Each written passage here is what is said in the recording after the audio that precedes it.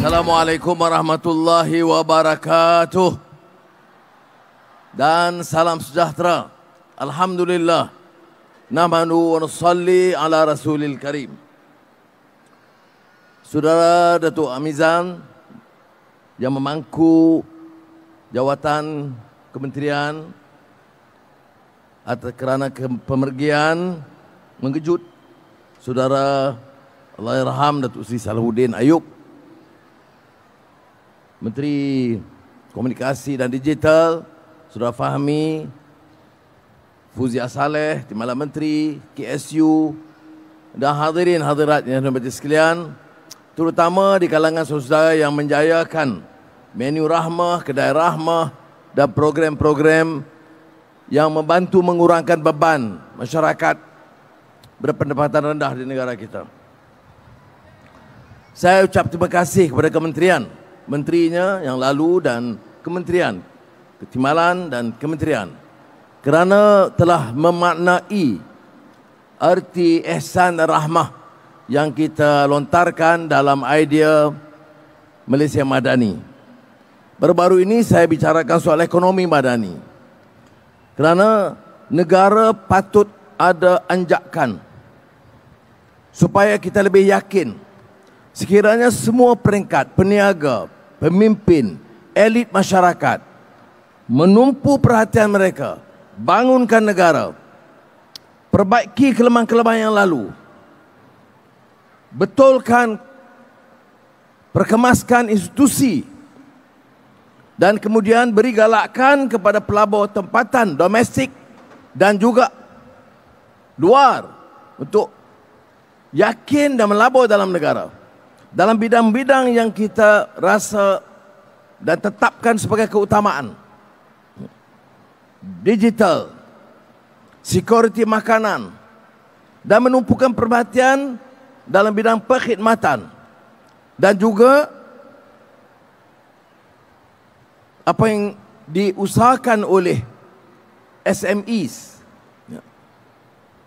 Pendekatan ini akan kami di Jemaah Menteri tekankan untuk menjadikan keutamaan, kerana saya tidak fikir rakyat, terutama anak-anak muda, kekal dalam tahap yang ada sekarang.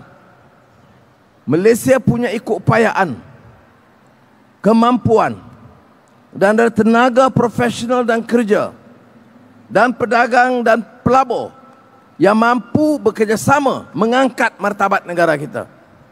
Saya yakin Malaysia dengan pimpinan yang tegas, elak kebocoran, ketirisan dan rasuah, saya yakin Malaysia boleh jadi negara cemerlang di rantau kita, insya-Allah.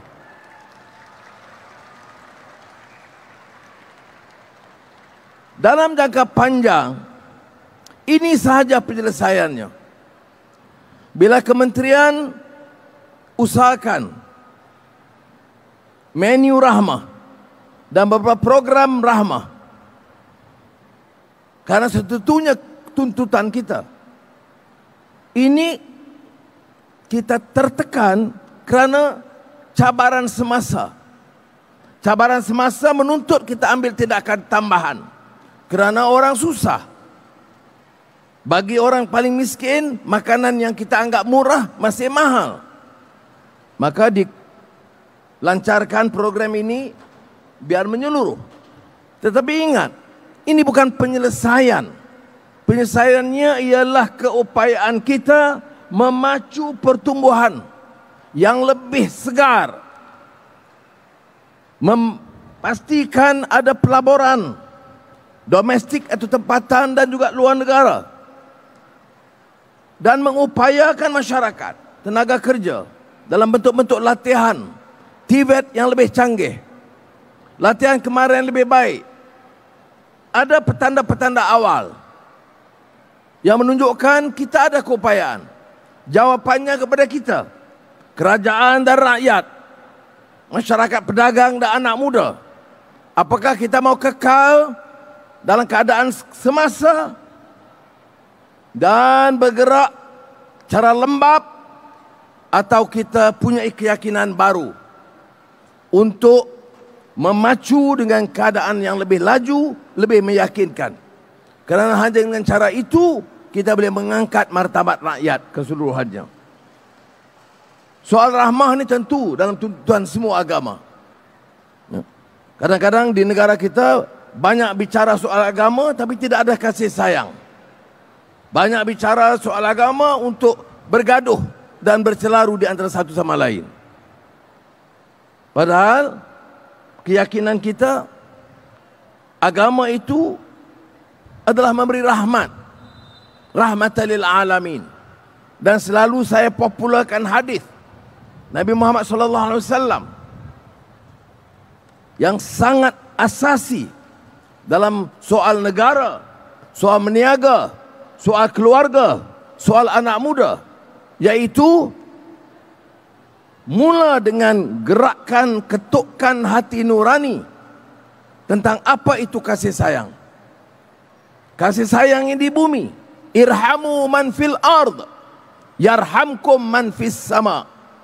Tunjuk kasih sayang kepada semua yang di bumi, keluarga kita, sesama Islam, sesama manusia, kepada haiwan, kepada pohon-pohon dan tumbuh-tumbuhan, termasuk balak, dan juga hasil bumi, baik nadi bumi atau apa-apa juga hasil minyak dan gas.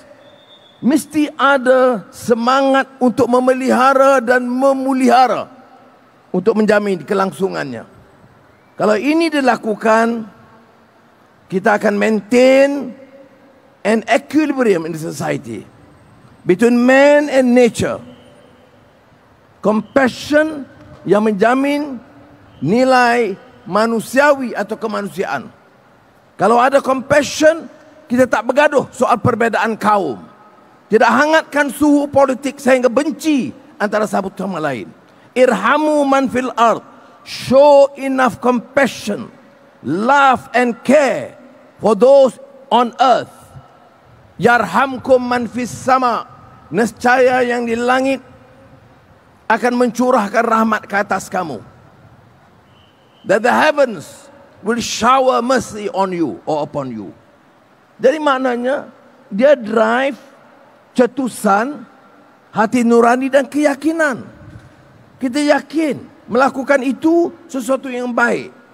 Jadi saya harap program rahmah ini, sama ada menu rahmah dan pelbagai ramah-ramah ini yang diselenggarakan oleh kementerian, saya percaya Tuan Mizan boleh pegang, hold the fort dan push forward agenda ini bersama dengan Fuziah, KSU dan semua pegawai-pegawai, pejabat awam di kementerian.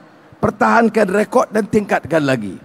Oleh kerana ada kejayaan awal yang dilakukan, saya tidak akan baca semua kenyataan-kenyataan, kejayaan-kejayaan dan program-program dan perbelanjaan yang agak tinggi dan juga kerjasama daripada ramai syarikat. Saya tidak boleh sebut, ramai sekali.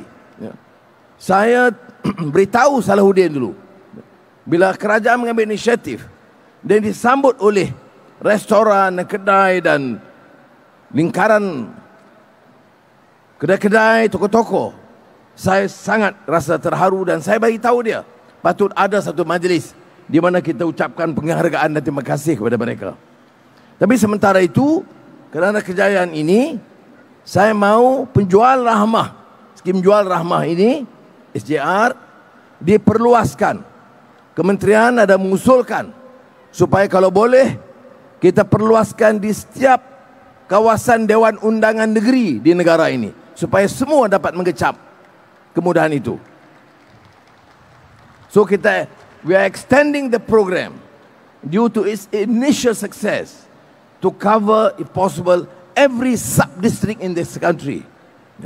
Dan tentunya mengambil kos yang lebih, dan saya akan pastikan untuk menyegerakan pelaksanaan ini berperingkat dan kita luluskan tambahan 50 juta ringgit untuk ini.